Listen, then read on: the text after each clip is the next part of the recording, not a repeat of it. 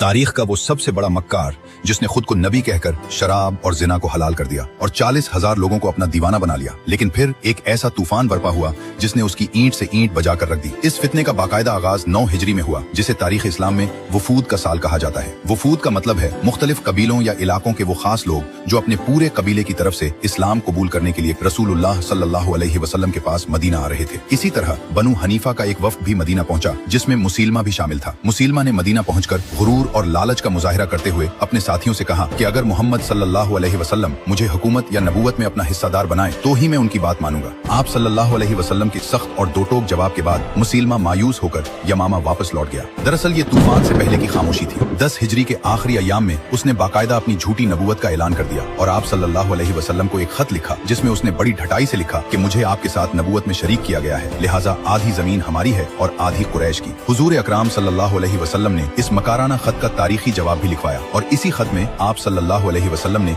उसे कज़्ज़ाब का लक़ब दिया, जिसका मतलब है बहुत बड़ा झूठा, और यही लक़ब हमेशा के लिए इसके नाम का माथा बन गया। मुसीलमा ने लोगों को फंसाने के लिए कबीले की कौम परस्ती का फायदा उठाया। इसके कबीले वाले जानते थे कि वो झूठा है, लेकिन वो कहते थे कि हमें कुरैश के सच्चे नबी से अपने कबीले का झूठा नबी ज्यादा पसंद है। इसी जिद में 40,000 जंगजू इसके साथ हो गए। खुद को सच्चा साबित करने के लिए उसने कुरान की खूबसूरत आयात के मुकाबले में मेंढक, हाथी और रोटी पकाने वाली औरतों पर इंतहाई बेहुदा और बेतकी बातें घड़ना शुरू कर दी। यानी वो बच्चों की नज़मों जैसी फजूल बातें बनाकर दावा करता था कि ये अल्लाह का कलाम है, और लोगों को लिभाने के लिए शराब और जिना को हलाल कर दिया, जबकि नमाजें मुआफ कर दी, जिससे अय्याश लोग इसके गिर्द जमा हो गए। उसने कुछ झूठे मोजज़ात दिखाने की भी कोशिश की जो उल्टे पड़ गए। जैसे बरकत के लिए एक कुएं में थूका तो उसका मीठा पानी भी सूख कर खारी हो गया, और एक बच्चे के सर पर हाथ फेरा तो वो बच्चा हमेशा के लिए गंजा हो गया। जब नबी करीम सल्लल्लाहु अलैहि वसल्लम का विसाल हुआ और हजरत अबू बकर सिद्दीक खलीफा बने तो पूरे अरब में बहुत से लोग इस्लाम से फिर गए। उनमें मुसीलमा का फितना सबसे बड़ा और खतरनाक था। हजरत अबू बकर सिद्दीक ने इस फितने को खत्म करने की ठान ली और बहादुर सिपह सालार हजरत खालिद बिन वलीद को एक मजबूत लश्कर देकर रवाना किया। ये तारीख की सबसे सख्त और खूनरेज लड़ाई थी, जिसे जंगे यमामा कहा जाता है। हजरत खालिद बिन वलीद ने एक जबरदस्त चाल चली। उन्होंने मक्का के मुसलमानों, मदीना के मुसलमानों और बाकी कबीलों के अलग अलग ग्रुप बना दिए ताकि हर ग्रुप अपनी इज्जत और गैरत के लिए जमकर लड़े। हजरत बरा बिन मालिक ने मुसलमानों से कहा कि मुझे ढाल पर बिठाकर दुश्मन के किले की ऊंची दीवार के अंदर फेंक दो, और उन्होंने अकेले अंदर गिरकर सैकड़ों दुश्मनों का मुकाबला करते हुए किले का दरवाजा खोल दिया। मुसलमानों के इस जबरदस्त जवाबी हमले से दुश्मन भाग खड़ा हुआ और उन्होंने एक बहुत बड़े ऊंची दीवारों वाले बाग में छुपकर पनाह ली,